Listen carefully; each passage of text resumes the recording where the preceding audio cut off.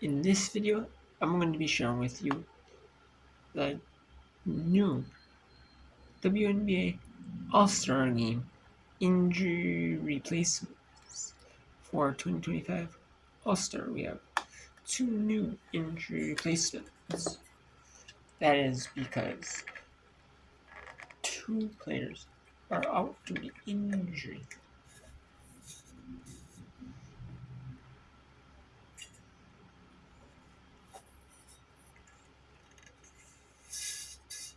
Which two are they? Find out. I'll tell you.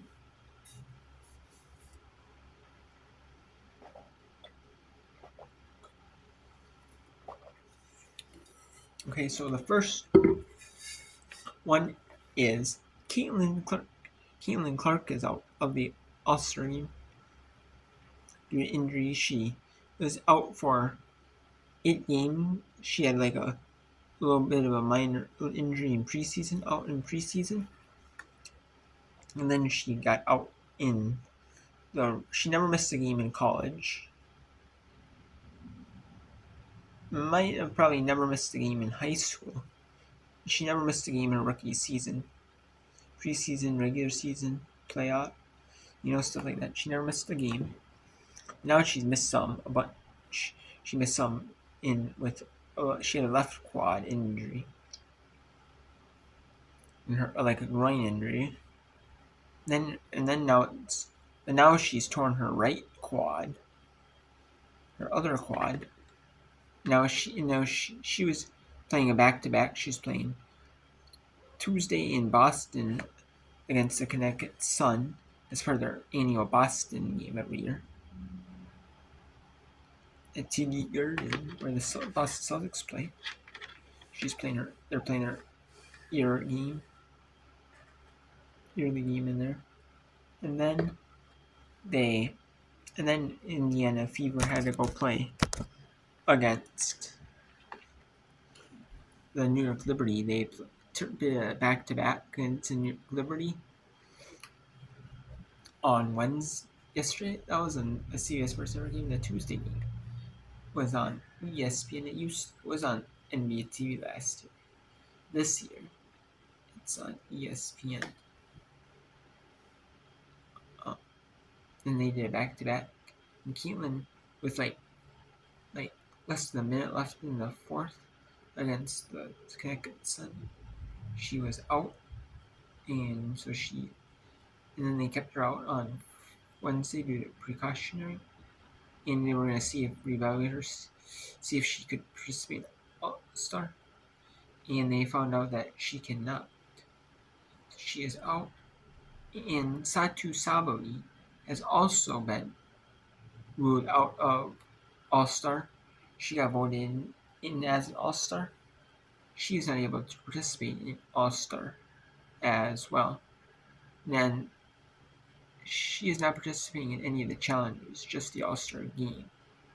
While Caitlin Clark was picked to be in the All-Star game and the three-point contest, she's not going to be neither. They have not released who is going to be the replacement three-point challenge participant. They have not released that yet, because there is going to be some that are doing. There's going to be some that are doing like All-Star, and then there's like other events at All-Star. Like they have the Panini Live, the WNBA Live with Panini thing. They have. There's going to be some players doing that. There's going to be some players that are doing the All-Stars. Like a lot of the players are doing the There might be some players that are doing the All-Star do that, but there's going to be some that aren't the All-Stars are playing the game, or the three-point challenge skills do that. And then you have the Unrivaled is going to be doing their own thing during All-Star with players, and presumably they're going to be players that aren't participating in the WNBA festivities. or signed to Unrivaled. It was at Unrivaled's headquarters. I'm wondering if it's in Florida for Unrivaled, or if it's at the WNBA like All Star festivities, or nearby there, but like either at there or nearby. It could just be a separate thing at Unrivaled's, like Unrivaled plays in Florida. Could just be a separate thing like that as well, you know, like kind of like a thing for people who can't make it to All Star, but you know, but still but it's just for like Unrivaled only, So yeah, so number so and the All Star replacements are Brittany Sykes. She is replacing Caitlin Clark, as she was as she they base off the fan vote in like media and all that. You might just base it off like fan vote and like media and all that combined. And Caitlin Bride got picked first. It's picked ahead, and then you have for shoes replacing Ryan Howard, and you have Brittany Six replaces Caitlin Clark, and you have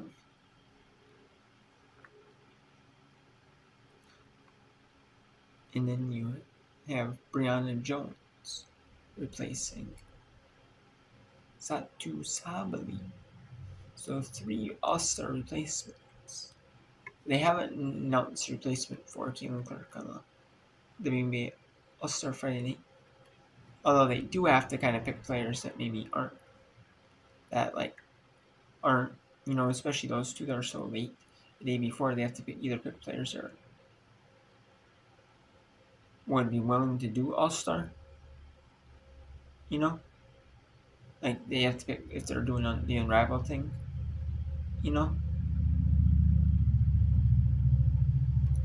Like if they're doing the Unrivaled thing, not participating in All-Star,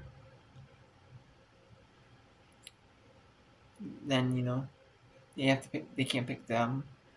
But probably players that are like some players might travel back to see like their families, like during All-Star break for a few days. Like they like Thursday, Friday, Saturday, Sunday.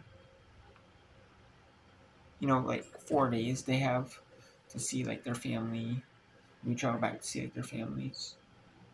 Some of them are doing the Unrivaled. And some of them, and then there's some that are doing like the WNBA Live thing with me thing. They're doing that, and then I know some of the players are going to either be at All Star or doing that.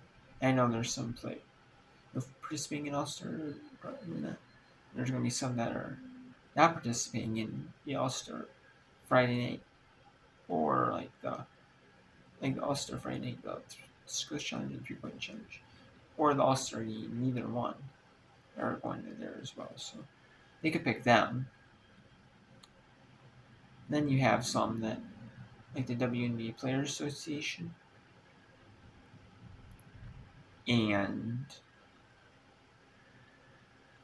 the WNBA are going to be doing negotiation deals as well at All Star. Like all the players, like not all the players, but maybe they're doing some of the other events there. Like the players that are going, there's a lot of players that are doing like the events. They're there to do like maybe like the All Star festivities or the All Star game, and they're going to be that's it. And they're going to be, especially the main people on the WNBA Players Association board, they're going to be there also to do negotiations for the league for the next CB collective bargaining agreement. And there's a possible discussion of a lockout. They're trying to do it in season as their new they want to get a new deal signed by the beginning of next season. Otherwise, there is a talk about a lockout. I mean, so we will see if there is a lockout. What a lockout would mean is if there is an actual lockout, they would have like they would have no games played, no, especially since no games played, no preseason.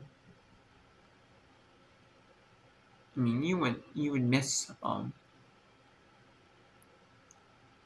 like no training camp, no preseason, no games played. I mean, they might have training camps, especially for like the rookies. Like even if they, rookies or players are in the bubble, and they might look at them, see who they want. And again, if they don't have any preseason, any training camp, they might when the lockout ends, they might have like a little bit of training camp, a little you know, preseason, then go into the season, Because I know they've had like that with NBA. They've had like NBA had like a short lockouts before. But I know that baseball's had like they've had short NBA seasons, and MLB had like short like lockouts for I believe. Yeah, so this would be a first for like WNBA though. But I could, we'll see. I mean, trying to get a deal done by the end. So that would be by the end of the year, and it's a little tough because I know some players. Like it's hard to kind of get every player in the offseason to negotiate. Because all the players have to sign it, to vote on it, yes or no. What, and then the main WNBA people negotiate it. So we'll see. I mean, yeah, that's because I know some are overseas, playing overseas, some that are playing in Rivaled, some that play Athletes Unlimited. Some players that just take a break altogether from playing basketball. And then there's some that if they take a break from playing, they might be like, I know there's some that are college coaches, like assistant coaches. Like they're not like maybe like the top coaches in there, but they might coach at like the college they played for. They might be like the like one of the assistants, like the volunteer assistant coach. They're like assistant coach, like graduate assistant, kind of. Might be one of them. So you got that. So it's hard to kind of do that, but we'll see. I mean, apparently, like the league and the players are like way off. So it's going to be kind of interesting to see if there is an actual lockout. And I mean, other leagues would benefit from it. Like if there is a lockout, um, you could have college basketball. College basketball won't go on, after the college season ends, regardless. So, regardless, you have you also have the lockout. There's lockout, like athletes unlimited could play more. Could have like a second stint. Could decide to have a second stint. You know, they could also unrivaled. Could also decide to have like a second stint as well, which should be kind of interesting. You know, I wonder. But we'll see. We'll see. I'm assuming though they might. You know, they said they want to get it done by the end of the year, so we'll see by the end of the season. In which would end in October, like the end of the regular season and playoffs. So we'll see. We'll see.